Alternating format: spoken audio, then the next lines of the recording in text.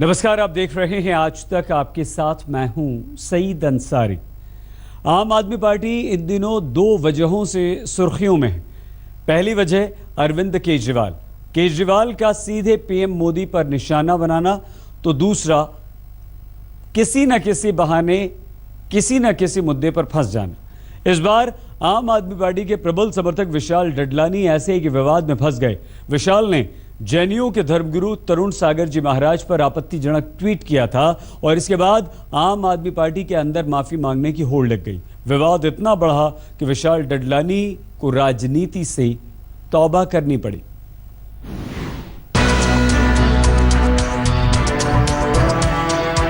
वैसे तो शीला की जवानी और देसी गर्ल जैसे गानों को संवारने वाले विशाल डडलानी बेबाकी के लिए मशहूर हैं, लेकिन इस बार उनकी बेफिक्री तौहीन की बारीक लकीर को पार कर गई। राजनीतिक कटाक्ष करते करते जैन समुदाय की धार्मिक भावनाओं को ठेस पहुंचाते गए डडलानी। अब कोई दावे से नहीं कह सकता कि डडलानी की ये बेबाकी इरादतन थी या फिर नासमझी। आगे बढ़े इससे पहले ये समझ लीजिए, संगीत के धुन छेड़ते छेड़ते डडलानी जी ने कौन सी गलत तार छेड़ दी। अगर आपने इन लोगों को वोट दिया तो आप इस बेहुदा बकवास के लिए जिम्मेदार हैं। अच्छे दिन नहीं, केवल 9 कच्चे दिन। दरअसल जैन मुनि तरुण सागर ने हरियाणा के शिक्षा मंत्री रामविलास शर्मा के न्योते पर 26 अगस्त को विधानसभा को संबोधित किया था। यहाँ अपनी परंपरा के मुताबिक ही बगैर कपड़ों के ही प्रवचन करने पहुंचे थे। जैन धर्म के बारे में अल्प ज्ञान रखने वाले डडलानी ने हरियाणा सरकार पर सियासी निशाना साधने के चक्कर में जैन धर्म के धार्मिक मान्यताओं को ठेस पहुंचा दिया। जैन मुनि तरुण सागर जैन धर्म के जाने माने और मशहूर धर्मगुरु हैं। विशाल डडलानी ने जब ये ट्वीट उड़ाया तो सपने में भी नहीं सोचा होगा कि इसका असर सियासी भूचाल के तौर पर सामने आएगा। जैन समुदाय के धर्मगुरु के बारे में आपत्तिजनक बयान से सियासी नफा नुकसान के अंदेशे ने केजरीवाल की टोली में हड़कंप मचा दिया। तो डैमेज कंट्रोल के लिए सीधे आम आदमी पार्टी के मुखिया और दिल्ली के मुख्यमंत्री अरविंद केजरीवाल उतर आए। जवाबी ट्वीट दागा।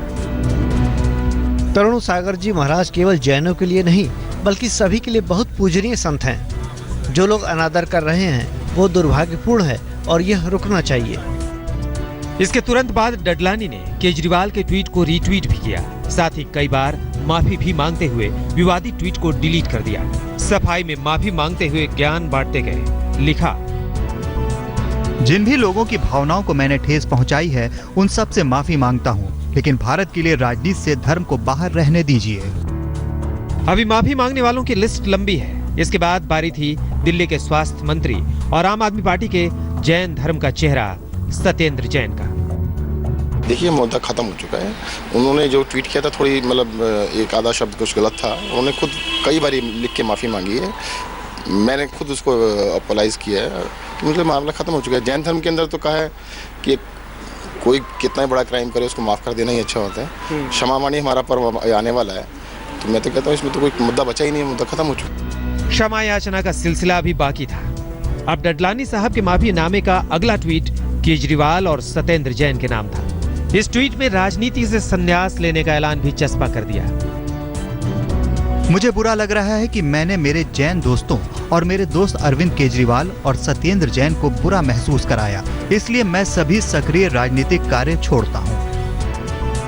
अब भले डडलानी साहब माफी मांगे या फिर राजनीति से संन्यास लेने का एक तरफा ऐलान कर दें, लेकिन लापरवाही और अपमान से भरे ट्वीट उड़ाने की बेफिक्री उनकी आदत में शुमार है। कम से कम पिछले कुछ सालों में उनके ट्वीट इसी ओर इशारा करते हैं। यहाँ तक कि पीएम मोदी पर भी डडलानी साहब ने आपत्तिजनक ट्वीट किया था। तो अब वक्त पलटवार का था। बीजेपी इस मौके को गंवाने के मूड में नहीं है। जब से ये ट्वीट आया है तब से लगातार हमें फोन्स भी आ रहे हैं। मैं तो इस पे तुरंत गृह मंत्री जी को चिट्ठी लिखने वाला हूँ कि किसी को भी अधिकार नहीं है धार्मिक भावनाओं से इस तरह खिलवाड़ करने का, और विशाल डडलानी कोई बच्चे नहीं है। राजनीति नफे नुकसान ने संगीतकार डडलानी को माफी मांगने पर मजबूर कर दिया। इसके सियासी रंग जो भी हों, लेकिन ये समझा जाना चाहिए कि स्वच्छ राजनीति विरोध की शुद्धता बनी रहे। वो तंज और बदजुबानी की लकीर को समझे। कम से कम इसकी उम्मीद विशाल डडलानी जैसे बड़े संगीतकार से तो की ही जा सकती है। विशाल डडलानी ने एक के बाद एक ट्वीट करके जैन मुनि का अपमान किया और जब वो सवालों से घिरने लगे तो उन्होंने राजनीति से संन्यास लेने की बात कह दी। हालांकि बाद में वो इसे अपने बचाव का सबसे बड़ा हथियार बनाते नजर आए और अब विरोधी पार्टियां इस पूरे मामले को लेकर आम आदमी पार्टी को घेरने में जुटी हुई हैं। कैमरा पर्सन धर्मेंद्र के साथ पंकज जैन, दिल्ली, आज तक। इस पूरे विवाद पर जैन धर्मगुरु तरुण सागर जी महाराज से आज तक ने बातचीत की है। तरुण सागर जी महाराज विशाल डडलानी को माफ करने की बात कह रहे हैं। बताइए कि जो एक विशाल ददलानी है संगीतकार, उन्होंने एक टिप्पणी की है आपके वस्त्रों को लेकर, क्या कहेंगे? आप आहत हैं क्या उनकी टिप्पणी से? देखिए, जो उन्होंने टिप्पणी की है, मेरा अपना मानना है कि कोई भी व्यक्ति 100% सामने वाले को अपने विचारों से सहमत नहीं करा सकता है।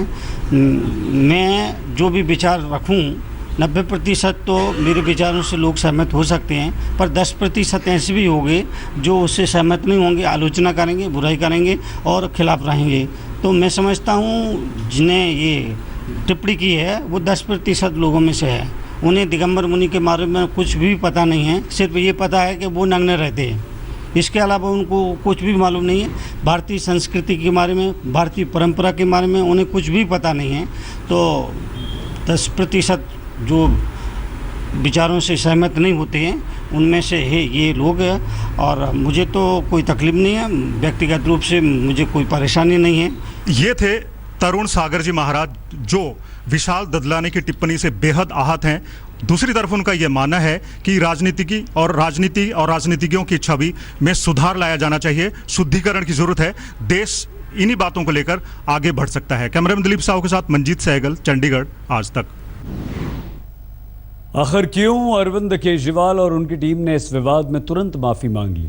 क्या वो विशाल डडलानी के ट्वीट से आहत थे या फिर गुजरात चुनाव में उतरने का ऐलान और उसके बाद राजनीतिक नफे नुकसान के आंकड़े उन्हें परेशान कर रहे हैं? देखिए हमारी ये रिपोर्ट। एक पर एक बम्पर हिट देने वाले विशाल डडलानी ने संगीत के क्षेत्र में बुलंदी को छुआ है। हिट गानों की फेहरिस्त में उनके नाम सैकड़ों दमदार धुन है। हर उम्र के लोगों की जुबान पर चढ़ जाती है इनकी धुनें। विशाल डडलानी अपने गानों के लिए जितने मशहूर हैं, उतना ही अपने विवादित बयानों के लिए बदनाम। इस बार उनके एक ट्वीट ने ऐसा बवाल मचाया कि उन्होंने सियासी महफिल से ही तौबा कर ली। बता दें कि विशाल आम आदमी पार्टी के समर्थक हैं और उनके कई कार्यक्रमों में हिस्सा लेते रहे हैं। हाल ही में उन्होंने केजरीवाल के टॉक टू ए कार्यक्रम का संचालन भी किया था। शनिवार को डडलानी ने जैन धर्म के गुरु तरुण सागर का ट्विटर पर तब मजाक उड़ाया जब हरियाणा विधानसभा में उनके संबोधन को लेकर खबरें आ रही थी। विशाल के इस ट्वीट की काफी निंदा हुई। केजरीवाल और उनके पार्टी के बड़े छोटे नेताओं ने इस पर ट्वीट से पल्ला झाड़ लिया। खुद डडलानी ने कई बार माफी मांगी। दरअसल जैन धर्म के गुरु तरुण सागर के बारे में आपत्तिजनक बयान से जैन धर्म के विरोध का खतरा सामने आ खड़ा हुआ था। ऊपर से गुजरात चुनाव ने केजरीवाल को और फिक्रमंद कर दिया। गुजरात में जैन धर्म को मानने वाले लोगों की संख्या अच्छी खासी है। एक अनुमान के मुताबिक करीब 5 लाख वोटर गुजरात में जैन धर्म के हैं। अब गुजरात में सपने संजोए केजरीवाल को राजनीतिक नफे नुकसान का डर सताने लगा। तभी तो यहाँ पूरी पार्टी एक सुर में क्षमा याचना को उतर आई। तो केजरीवाल जी लगातार तीसरी बार धार्मिक मामलों में बेअदबी के पचड़े में फंसे हैं। सबसे ताजा मामला विशाल डडलानी का है, जहां जैन धर्म की भावनाओं को आहत करने का मामला है। जबकि पंजाब में धार्मिक भावनाओं को आहत करने के एक मामले में उन्हें खुद पश्चाताप के लिए श्री हरिमंदिर साहब में बर्तन मांजकर सेवा करनी पड़ी थी। जबकि तीसरा विवाद मलेरकोटला में धार्मिक ग्रंथ की बेअदबी का है, जहां उनके एक विधायक नरेश यादव को जेल भी जाना पड़ा। आज तक ब्यूरो। चोली दामन का साथ होना अगर मुहावरा है तो आम आदमी पार्टी इस मुहावरे को सच सिद्ध करने वाली राजनीतिक पार्टी है। जहां जहां आम आदमी पार्टी वहां वहां विवाद, ये कहना अतिशयोक्ति नहीं होगी। ऐसा पहली बार नहीं हुआ है जब आम आदमी पार्टी के किसी सदस्य ने धार्मिक भावनाओं को भड़काया है या भड़काने का उन पर आरोप लगा है। इससे पहले भी आम आदमी पार्टी के एक विधायक पर ऐसा ही आरोप लग चुका है और वो गिरफ्तार भी हो चुके हैं।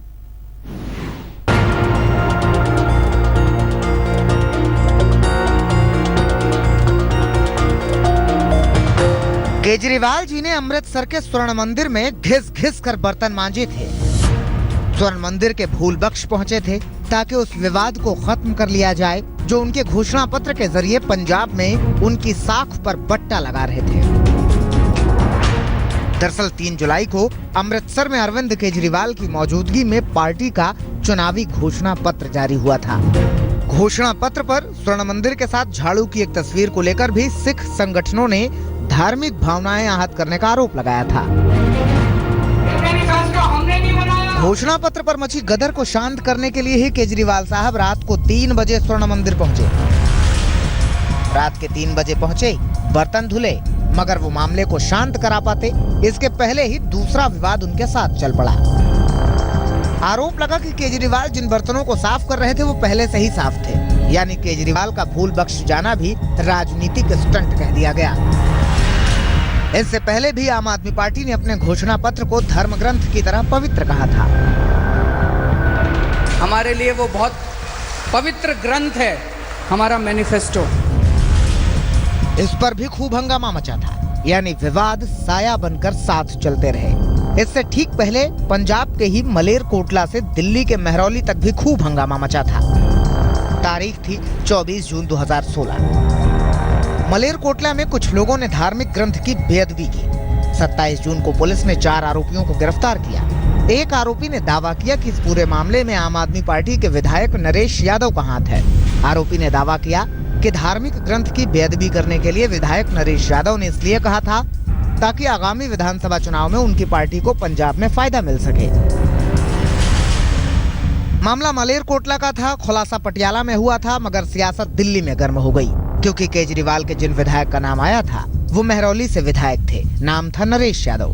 विवाद गरमाया तो आम आदमी पार्टी ने नरेश यादव के पक्ष में दलीलें देकर केंद्र सरकार पर निशाना साधना शुरू कर दिया। अगर हमारे विधायक ने कोई भी ऐसा एविडेंस उसके खिलाफ मिलता है जिसमें उसने धर्म ग्रंथ की बेअदबी की बात कही हो, आप उठा के फांसी पे चढ़ा दीजिए, लेकिन ऐसे झूठे आरोप नहीं लगने चाहिए। बहरहाल जांच हुई और 24 जुलाई 2016 को नरेश यादव को दिल्ली से गिरफ्तार कर लिया गया। संगरूर की जिला अदालत ने नरेश यादव को 2 दिनों की पुलिस हिरासत में भेजा और फिर 27 जुलाई से 1 अगस्त तक के लिए नरेश यादव को जेल जाना पड़ा। फिलहाल नरेश यादव जमानत पर रिहा हैं और इस पूरे प्रकरण में खुद को निर्दोष बताकर कह रहे हैं कि उनके खिलाफ साजिश हुई। ये राजनीतिक षड्यंत्र है पूरी तरह से, नहीं तो इस मामले में मेरा कहीं दूर दूर तक लेना देना नहीं है। मैं अपना सच्चे तरीके से राजनीति करने वाला आदमी। यानी अनजाने में ही सही, लेकिन विवाद आम आदमी पार्टी के साथ साए की तरह रहता है। आज तक ब्यूरो। आम आदमी पार्टी भले ही आरोप लगाए कि उसके नेताओं को केंद्र सरकार की तरफ से परेशान किया जाता रहा है, मगर कहीं ना कहीं आम आदमी पार्टी के नेता ही ऐसी हरकत करते हैं जो उन्हें विवादों में घसीट लेते हैं। ऐसी ही कुछ और घटनाएं हम आपको दिखा रहे हैं जिसमें आम आदमी पार्टी के नेताओं को विवादों में घसीटा। पंजाब में चुनाव से पहले ही विवादों ने आम आदमी पार्टी को घेर लिया है। पंजाब में पार्टी में किस कदर कोहराम मचा है उसकी सबसे ताजी गवाही दी पंजाब में पार्टी के संयोजक सुच्चा सिंह ने। सुच्चा सिंह ने पार्टी के बड़े नेताओं पर गंभीर आरोप लगाए। करता है रिकॉर्डिंग तो वो डिप्टी सीएम में जासूस है। ये हमारी सोसाइटी जो इस तरह की नहीं है। हम विश्वास करते हैं, एक घर में रहते हुए भाई में विश्वास किया जाता है, बहू में विश्वास किया जाता है। पंजाब विधानसभा चुनाव के लिए 2-2 करोड़ में टिकट बेचे गए। पंजाब में पार्टी का कोई बैंक खाता नहीं, चंदे की रकम कैश लेते हैं। चंदा लेने के बाद कोई रसीद नहीं दी जाती। 20 लाख रुपए बतौर चंदा आला कमान को दे चुका हूँ। केजरीवाल मुझे मिलने का समय नहीं दे रहे हैं। मनीष सिसोदिया कोई डिप्टी सीएम नहीं बल्कि जासूस है, अपने साथियों का ही वीडियो बनवाता है। टिकट बांटते समय सभी वॉलंटियर्स को इग्नोर किया गया। सुच्चा सिंह छोटेपुर ने पार्टी के खिलाफ विद्रोह का बिगुल बजाया तो उन्हें सूबे में संयोजक पद से हटा दिया गया। मगर विवाद सिर्फ सुच्चा सिंह का हो तो समझ आए। पार्टी नवजोत सिंह सिद्धू को लेकर भी पशोपेश में है, क्योंकि सूत्रों से खबर है कि सिद्धू ने अपने लिए और अपनी पत्नी दोनों के लिए टिकट मांगी थी, जबकि एक ही परिवार से 2 लोगों को टिकट देना आम आदमी पार्टी के नियम के खिलाफ है। यानी विवाद यहाँ भी साथ साथ है। नवजोत सिंह सिद्धू जी और उनकी पत्नी लगातार अकाली दल के भ्रष्टाचार के खिलाफ पंजाब में जो बादल की सरकार है, किस तरह से वो ड्रग माफियाओं को बढ़ावा दे रही थी, किस तरह से किसान वहां पे आत्महत्या कर रहे थे सरकार की नीतियों के कारण, इन मुद्दों पे वो लगातार बोलते रहे हैं। इसके अलावा आम आदमी पार्टी के सांसद भगवंत मान का भी कोई न कोई विवाद तो अक्सर उन्हें सुर्खियों में रखता है। आम आदमी पार्टी के निलंबित सांसद हरिंदर खालसा ने भगवंत मान पर शराब पीकर संसद भवन आने का आरोप लगाया था। वो मामला सुलझा भी नहीं था कि भगवंत मान ने संसद भवन का एक वीडियो बनाकर सोशल साइट पर डाल दिया। इस वीडियो में भगवंत मान ये बताना चाह रहे थे कि संसद की सुरक्षा में किस कदर सिंध की जा सकती है, मगर उनकी ये हरकत लगभग सभी राजनीतिक दलों को नागवार गुजरी और उन्हें वीडियो सोशल साइट से हटाना पड़ा।